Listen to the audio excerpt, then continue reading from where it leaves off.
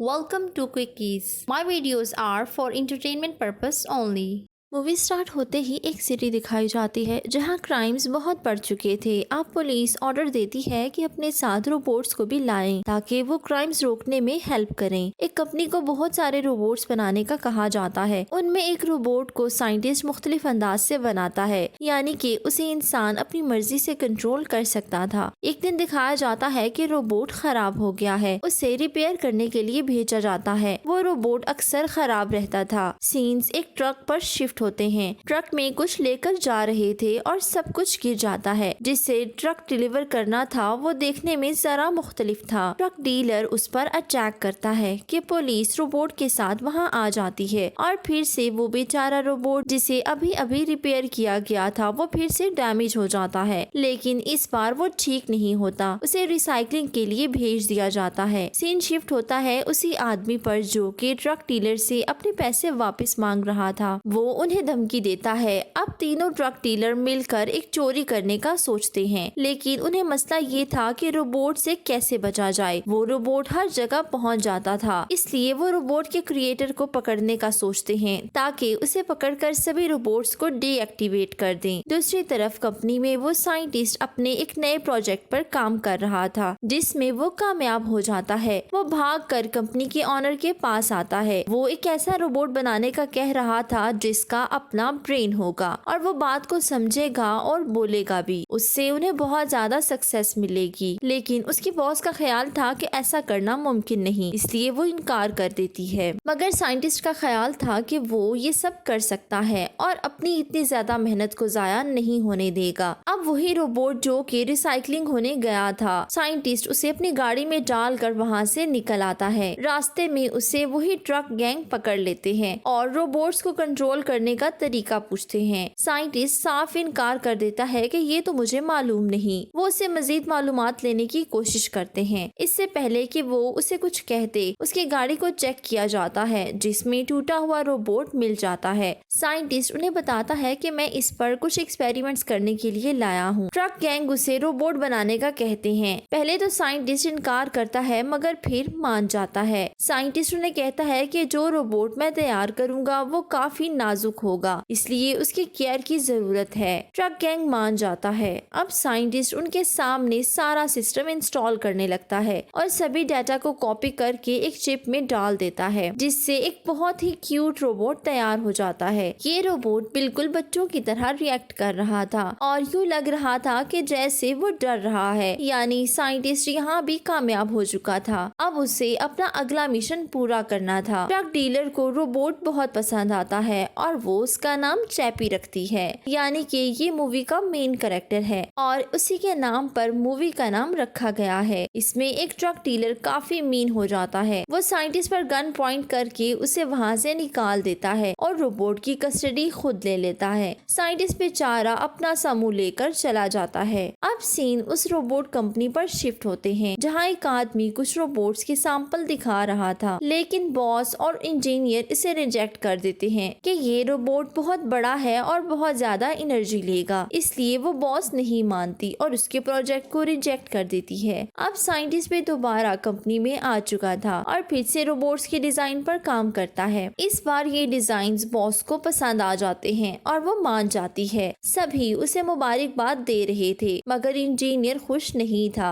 वो साइंटिस्ट को धमकी देता है कि तुम्हारे सारे रोबोट्स को डिस्ट्रॉय कर दूंगा। अब वो चिप ढूंढने के लिए चला जाता है मगर उसे नहीं मिलती। चेक करने पर पता चलता है कि वो चिप उस रोबोट में है जो रिसाइकलिंग होने गया है। मैनेजर काफी हैरान था। दूसरी तरफ ट्रक डीलर उस रोबोट को फाइटिंग स्किल सिखा रहा था ताकि वो उनके लिए काम करे। चैपी उन्हें अपनी फैमिली समझ रहा था। सीन चेंज होता है और इंजीनियर साइंटिस्ट पर चिल्ला रहा था और उसके सर पर गन पॉइंट करता है, मगर लकीली उसमें बुलेट नहीं थी। साइंटिस्ट वहाँ से चला जाता है और इंजीनियर उसका पीछा करने लगता है। साइंटिस्ट चैपी से मिलने जा रहा था। वो चैपी से मिलकर उसे समझाता है कि तुम एक अच्छे रोबोट हो, कोई बुरा काम नहीं करोगे। अब वो चैपी से वादा लेता है। साइंटिस्ट उसे पेंटिंग करना सिखाता है। पास खड़ी फीमेल डीलर उसे कुछ भी नहीं कहती।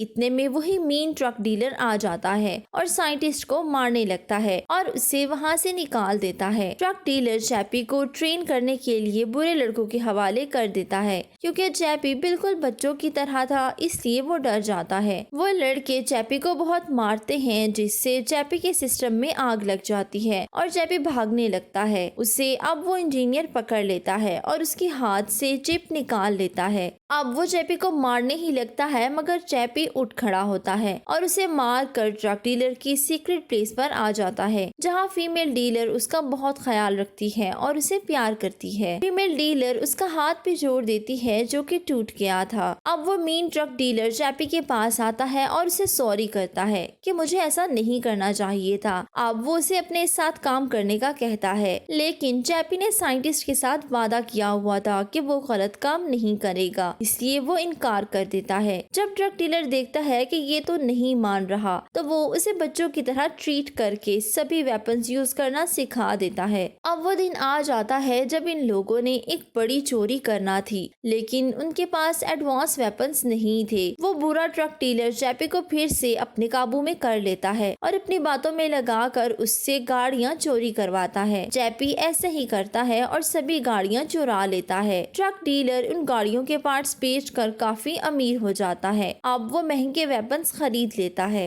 नेक्स्ट सीन में रोबोट एक मरे हुए डॉग के पास बैठा हुआ था और काफी सैड हो जाता है। इतने में वो ट्रक डीलर वहाँ पहुँचता है और उसे कहता है कि तुम सैड मत हो, सबने एक दिन मरना है, इवन तुम भी एक दिन मर जाओगे। चैपी को यकीन नहीं होता। अब ट्रक डीलर उसे कहता है कि देखो, साइंटिस्ट ने तुम्हारे अंदर बैटरी वाला सिस्टम सेट किया है ताकि तुम जल्द ही मर जाओ। वो चैपी को साइंटिस्ट के खिलाफ कर रहा था ताकि चैपी उसकी हर बात माने, और फिर ऐसा ही होता है। रोबोट साइंटिस्ट से नफरत करने लगता है। वो ट्रक डीलर उसे लालच देता है कि अगर तुम हमारे साथ चोरी करोगे तो मैं तुम्हारे अंदर एक ऐसी बैटरी फिट करूंगा जिससे तुम कभी भी नहीं मरोगे। चैपी ये बात मान लेता है। दूसरी तरफ साइंटिस्ट को खतरा था कि चैपी अब बहुत ज्यादा तबाही मचाएगा। साइंटिस्ट उससे मिलने जाता है, मगर चैपी उसे इग्नोर कर देता है और उसकी बात नहीं सुनता। साइंटिस्ट के बार बार पूछने पर वो कहता है कि तुमने जानबूझकर मुझे एक ऐसी बॉडी में डाला जिससे मैं जल्दी मर जाऊं। साइंटिस्ट उसे बताता है कि सभी रोबोट्स में बैटरी फिट होती है। दूसरी तरफ चिप की मदद से इंजीनियर सभी सिस्टम को क्रैश कर देता है ताकि सभी रोबोट्स काम करना बंद कर दें। सारे रोबोट्स तबाह हो जाते हैं। उधर क्रिमिनल को मौका मिल गया था। अब वो हर तरफ तबाही मचा रहे थे। चैपी का कंट्रोल भी बस खत्म हो रहा था, लेकिन इससे पहले कि वो डिस्ट्रॉय हो, साइंटिस्ट उसे बचा लेता है।